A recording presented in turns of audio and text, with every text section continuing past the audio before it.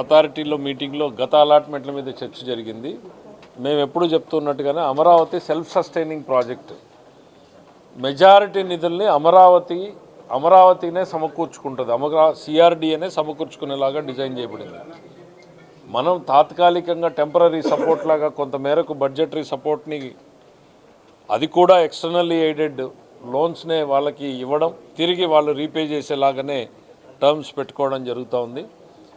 అమరావతిలోని పెడుతున్నటువంటి ప్రతి రూపాయి కూడా రేపొద్దున అభివృద్ధి చెందిన తర్వాత అమరావతిలోని భూములను అమ్మేసి తిరిగి ఆ అప్పులన్నింటినీ కట్టుకునేలాగా డిజైన్ చేసి రాష్ట్ర ప్రభుత్వ ఖజానా మీద భారం పడకుండా, రాష్ట్రంలో ఇతర ప్రాంతాల ప్రజలు కూడా ఎవరు కూడా తమకు రావాల్సినటువంటి డబ్బు ఎక్కడికి పోయిందనేటువంటి ఫీలింగ్ లేకుండా అమరావతి ఓన్గా క్యాపిటల్ రిసోర్సెస్ రైజ్ చేసుకుంటూ ఉంది.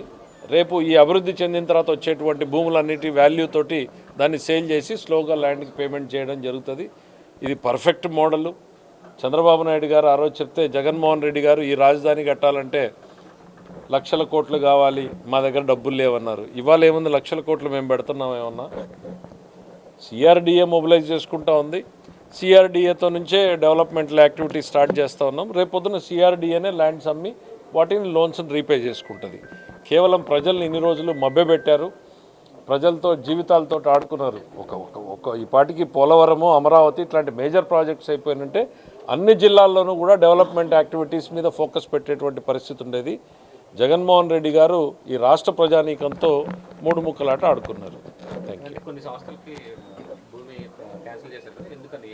అంటే ఎవరైతే వాళ్ళకి వాలంటరీగా ఇచ్చాం, ఎవరైతే ఇంక ఇంట్రెస్ట్ చూపలేదో, తిరిగి రాలేదో, వాళ్ళు ఇంకొద్దు అనుకున్నారో, ఇట్లా రకరకాల కారణాల చేత ఎవరికైతే ఇంట్రెస్ట్ ఉందో వాళ్ళందరికీ కూడా రెన్యూ చేయడం జరుగుతుంది. చేయడం కూడా కండిషనల్గా చేస్తున్నాం. ఎట్లా అని ఊరికేదో ల్యాండ్ తీసుకుని పైన కూర్చుంటే సరిపోదు, అభివృద్ధి చేయాలి ఇక్కడ. సో కాబట్టి టైం లైన్స్ పెట్టమని చెప్పాం. అవన్నీ ఇంకా డీటెయిల్స్ వర్కౌట్ చేస్తున్నారు. ఇన్ని రోజుల లోపల ప్లాన్స్ అప్రూవ్ కావాలి, ఇన్ని రోజుల లోపల పనులు ప్రారంభం కావాలి, ఇన్ని రోజుల్లో ఈ దశకు రావాలి, ఇన్ని రోజుల్లో పూర్తి కావాలి, ఈ రకంగా కండిషన్స్ పెట్టమంటున్నాం. సో దట్ అక్కడ పని స్టార్ట్ అవ్వాలి అనేటువంటి దాంతో. లేకపోతే ల్యాండ్ తీసుకుని రేపు విలువ పెరిగిన తర్వాత వాళ్ళు వ్యాపారం చేసుకోవడానికి కుదరకుండా ఉండేందుకు ఆ టైం లైన్స్ పెట్టమన్నాం. వాటి మీద కూడా అథారిటీ నెక్స్ట్ మీటింగ్లో చర్చిస్తారు.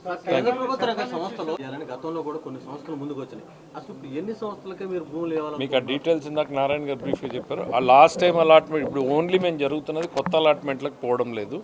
ప్రీవియస్గా జరిగి అలాట్మెంట్లు ఉన్న వాళ్ళు ఎంతమంది ఇంట్రెస్ట్ ఉన్నారు అనే దాని మీదనే రివైవ్ చేశాం. ఆల్మోస్ట్ ఎక్సెప్ట్ ఒక 20-30 తప్ప మిగిలిన వాళ్ళందరూ కూడా ఇంట్రెస్ట్ చూపించారు.